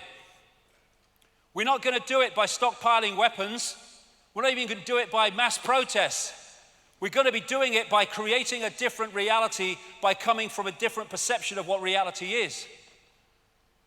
All that we see or seem is just a dream within a dream. And because everything is one, the dream is the dreamer, and the dreamer is the dream. They're both expressions of each other. And this is a massive way that this is manipulated, the right and left side of the brain. This is mainstream science here. This is not, where I'm coming from alone. Left side of the brain is structure. It's language. It's numbers. It's hierarchy. It's the world that we see. Right side of the brain is inspiration, intuition, creativity. It's the musician. It's the artist. It's the creative in anything. And this is Mercedes-Benz in an advert that was actually emphasizing these two very different functions of different sides of the brain. And what the system does, because it knows that this is where creativity is, this is what connects the dots. Because this sees the tapestry, this sees the strands. If they keep you in the left brain, it's all dots. You get in the right brain, the dots are a picture. That's why they don't want us to connect the dots. That's why they don't want us in the right side of the brain. And so they put the soldiers on the gate of the left side of the brain to stop the right side getting in and having an influence. And what is that? It's doctors, it's journalists. And I'm not saying they know what they're doing this. They don't. They've gone through the system as well. It's scientists, academics in all their forms, and all the rest of it. And if you look at exams in education, what we call education, it's all left side of the brain information, and all the time cutbacks in the arts and things that would open the right side of the brain. I've never made one of my discoveries, said Einstein, through the process of rational thinking. No, through going to another level of awareness beyond the village idiot of rational thinking as we perceive it. Cosmic communication. This is the wireless internet on an electrical level. There's a whole area of science now called the electric universe. Two of the great pioneers and founders are Wallace Thornhill and David Talbot. This is a brilliant book. It's very difficult to get hold of, explaining how the universe has a electrical level, electromagnetic level. It explains so much. We all realize that there's electricity in the atmosphere because we see lightning. What we don't realize is when something's lightning in the lower atmosphere, there's other electrical things going on right out into the cosmos because it's an electrical system. This is a news story. High-speed solar winds increase lightning strikes on Earth. Scientists have discovered new evidence to suggest that lightning on Earth is triggered not only by cosmic rays from space, but also by energetic particles from the sun. There is an electromagnetic field which connects everything. Electrical tornadoes, they are fast-rotating electromagnetic fields. The northern lights, the aurora borealis, electrical light show. Electrical comets as they interact with the electrical level of the universe. Electrical galaxy, the spinning of the galaxy. And Nikola Tesla said this: all peoples everywhere should have free energy sources. Electric power is everywhere present in unlimited quantities and can drive the world's machinery without the need for coal, oil, and gas. And he knew that.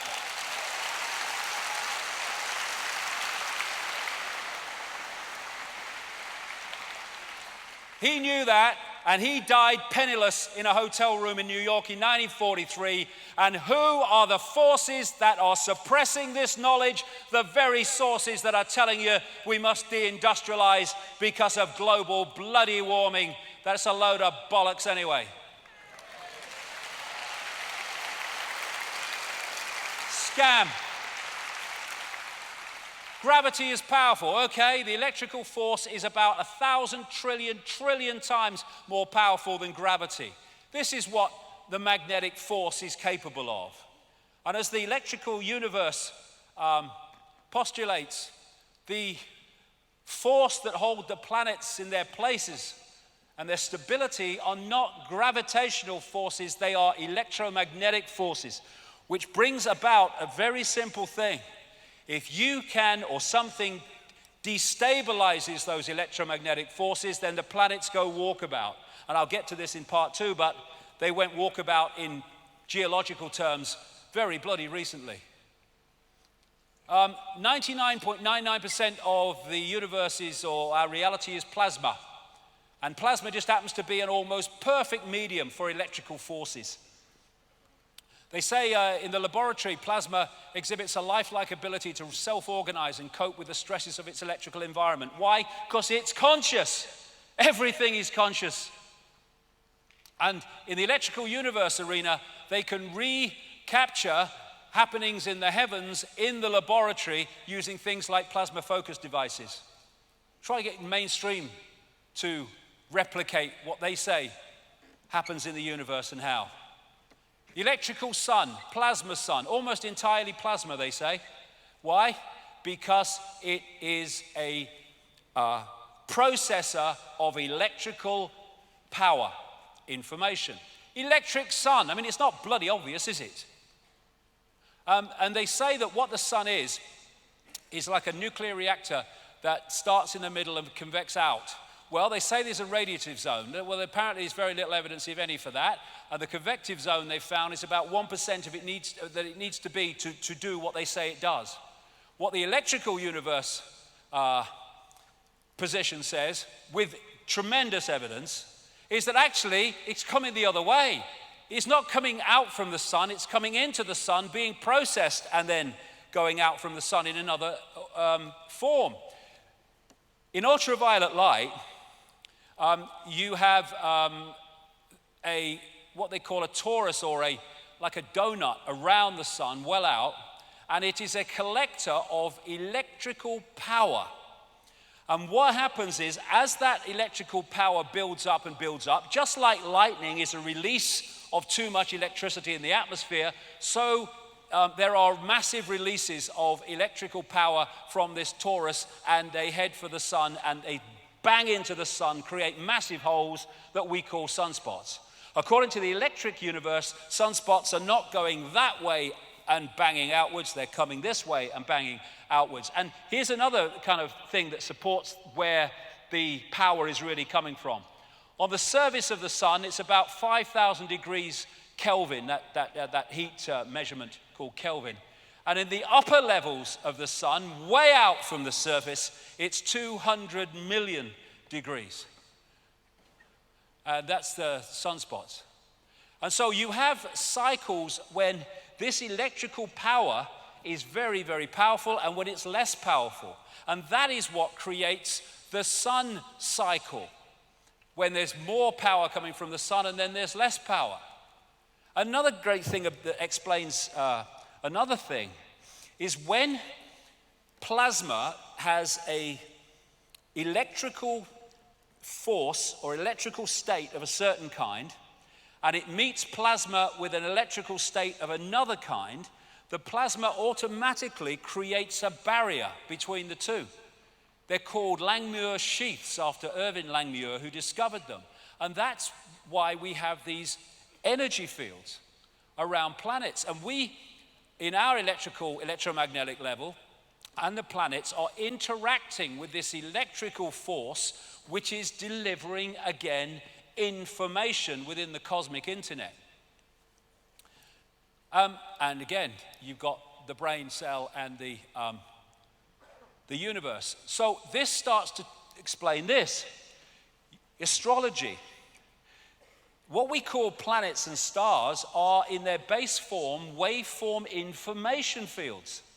And as they move through the greater cosmic internet, they are impacting upon it in terms of changed information. They're changing its nature. And when these planets move into certain situations in relation to each other, the impact becomes even greater. And so, where the planets are dictates the nature of the energy field. And when we come into this reality, we pick up the energy field at that point in the cycle. And so we pick up a different energy field to someone else. And we interact with the energy field as we go through our life, therefore, in a different way compared with someone else who comes into the cycle at a different point. And that's what we call astrology. And in its deep scientific level, it is a science. Not in the, local newspaper with a little one paragraph, but at its deep level, it is a science. In the right hands, everything in the right hands. And because we live in a hologram, this is a smaller version of the universe, a smaller version of everything we perceive to be above it.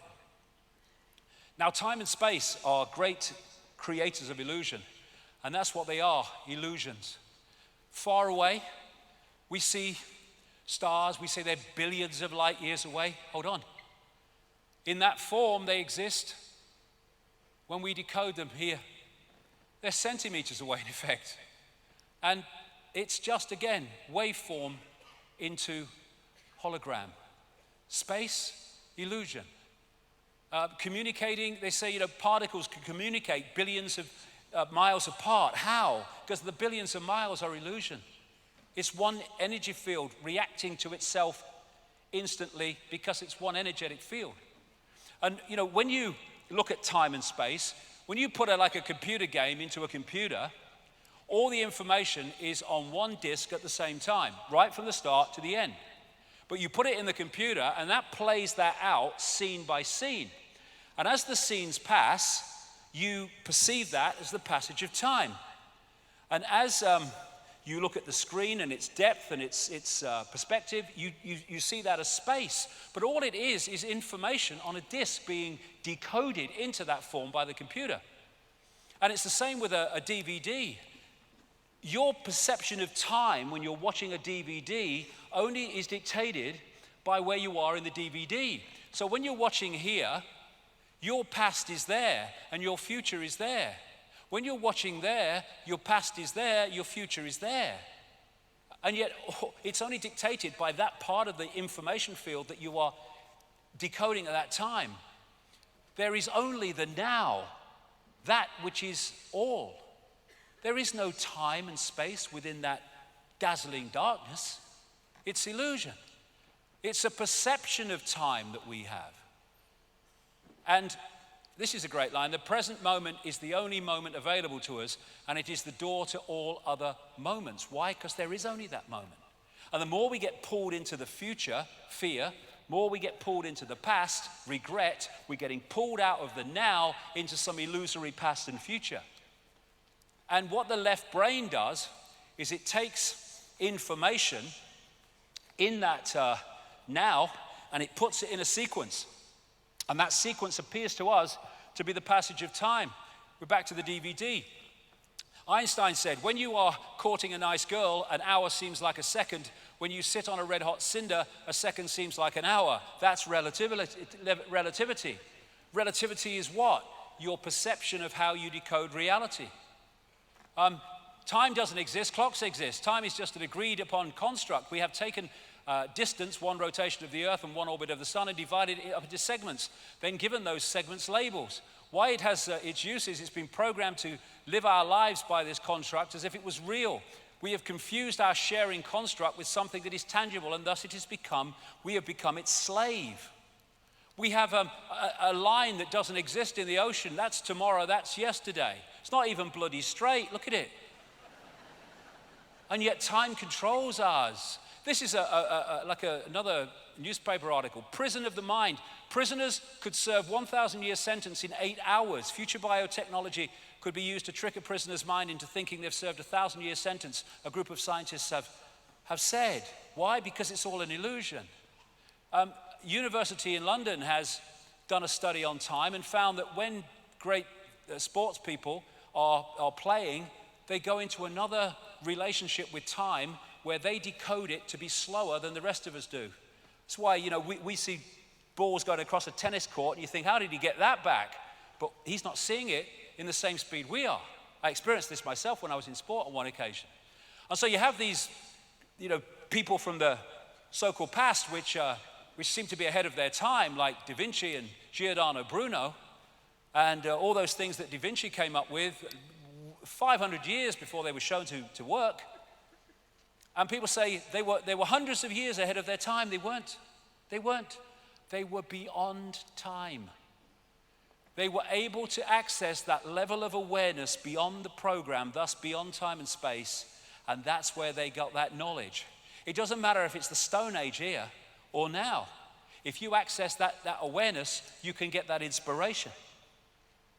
The power of the heart, love, intuition, and intelligence. We've got this chakra system, this vortex system. This is the key one, the master one, which relates to the physical heart.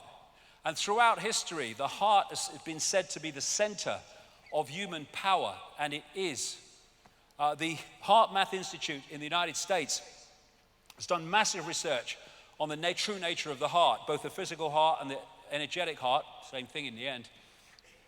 It's the body's most powerful electromagnetic field projected from the heart. The brain obeys the heart. More nerves go from the heart to the brain than go the other way. And the heart has brain cells because it is a massive form of intelligence. Thinking intelligence, innate intelligence. Knowing intelligence, thinking intelligence. Programmed intelligence, see through the program intelligence. And this is what they say. There is also new data suggesting that the heart's field is directly involved in the intuitive perception through its coupling to an energetic information field outside the bounds of time and space.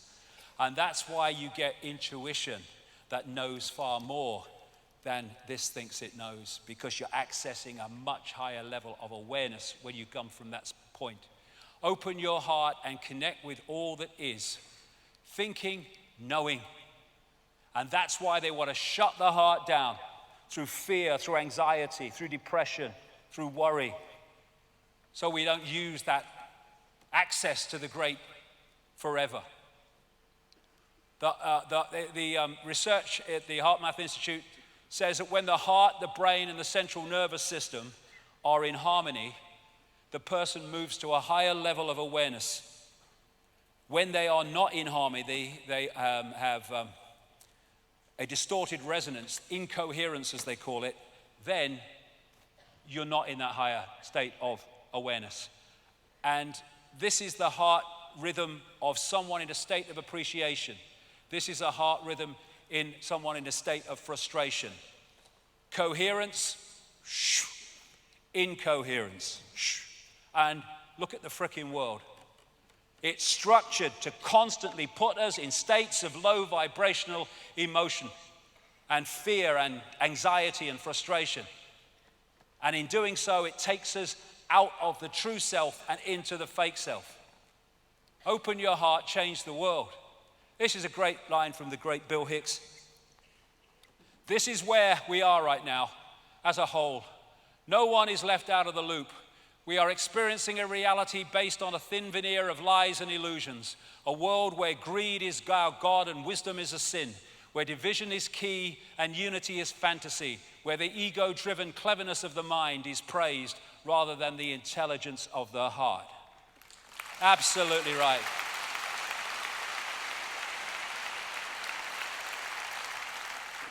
So let's quickly go to the digital construct, because I've been talking about going through the waveform, through the digital into the holographic.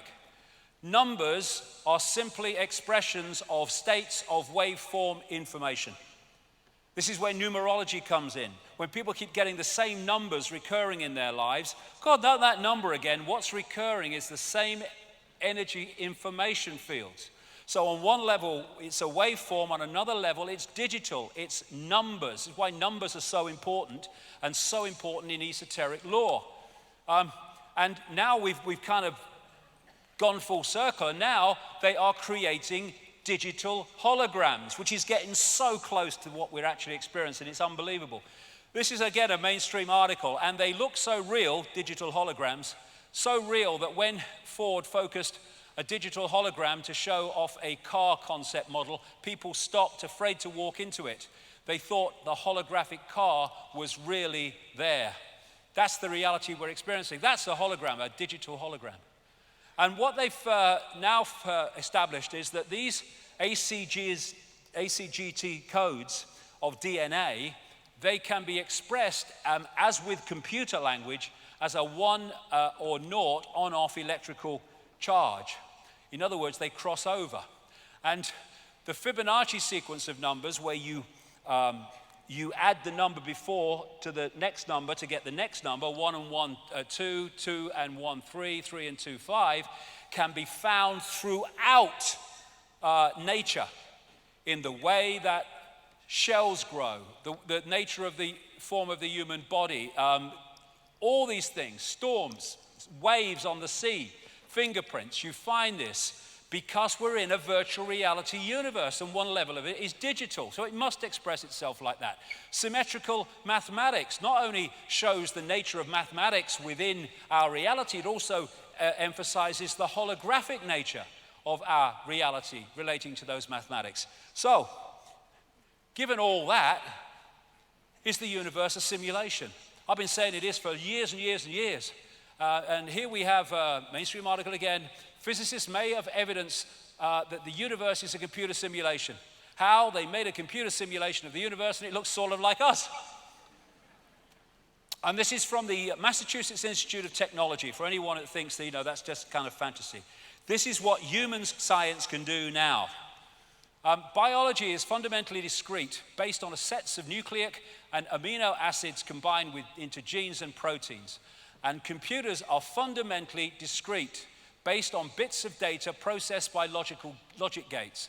The latter have long been used to study the former, but a range of emerging technologies are now making it possible to directly convert between these representations.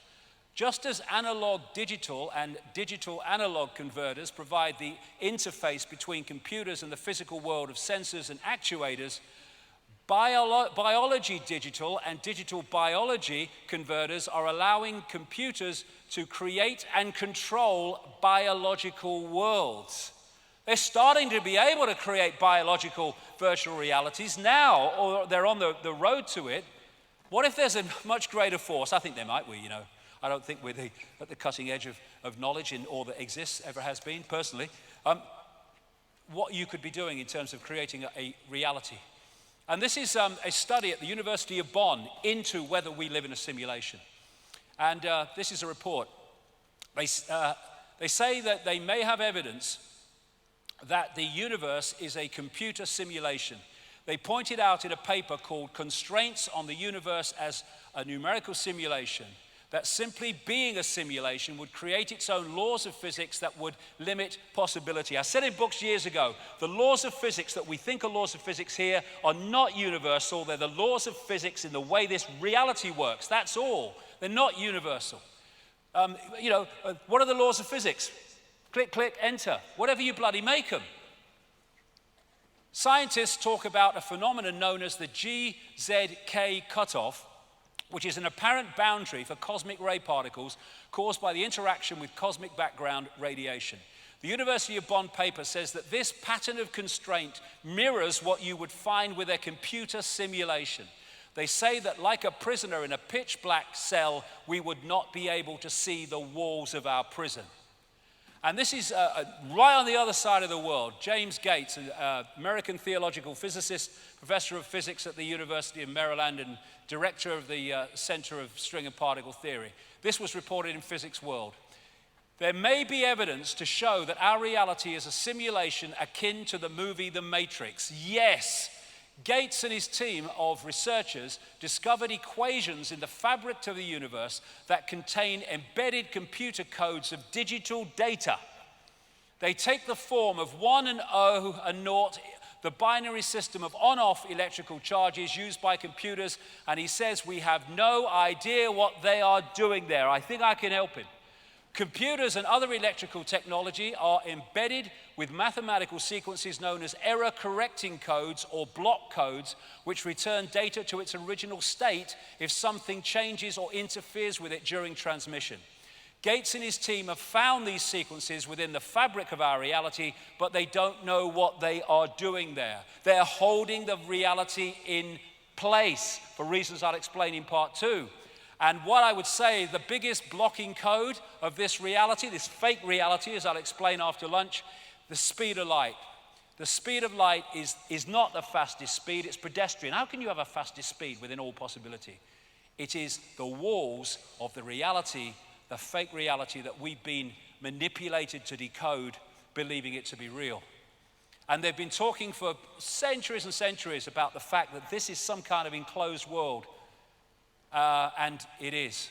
And like a prisoner in a pitch black cell, we may never be able to see the walls of our prison until we wake up. So, put this all together, and we're living a fake identity. We think we're our name, our race, our job, our income bracket, our religion, and our life story. I am whatever the system tells me I am. No, we're not. We are what we are, infinite possibility. Jim Morrison, great quote. The most important freedom is to be who you really are. You trade your reality for a role, a mask. You trade your sense for an act. You give up your ability to feel. In exchange, you put on a mask. There can't be any large-scale revolution until there is a personal revolution on an individual level. It's got to happen inside first. And